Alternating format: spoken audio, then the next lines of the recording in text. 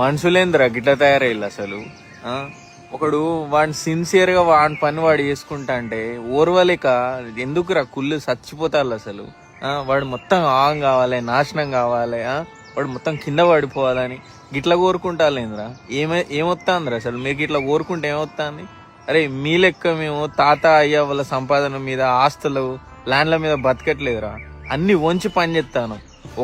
ఒకటి గుర్తుపెట్టుకో, తెల్లారు లేస్తే సూర్యుని చూస్తాం, సాయంత్రం అయితే చంద్రుని చూస్తాం.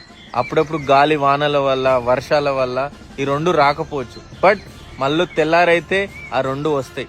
సో వాడు ఎన్నెన్నో కోరుకొని మన గురించి, వాడు 100 కాదు 1,00,000 కోరుకొని మనకు ఫరక్ పడదు. మనకు అయ్యావ బ్లెస్సింగ్స్ ఉన్నాయి. బట్ ఫైనల్ గా ఒకటే గుర్తుపెట్టుకో, వాడు ఎవడో కూడా అయితే అన్నాడో అవన్నీ డైరీలో రాసుకో. వాడు ఒక రోజు మనకి తెలవాలి, అరే నేను ఆ రోజు వాడిని ఎందుకన్నా, వాడిని గురించి ఎందుకు కోరుకున్నా అనేది భయపడాలి వాడు ఆ రోజు.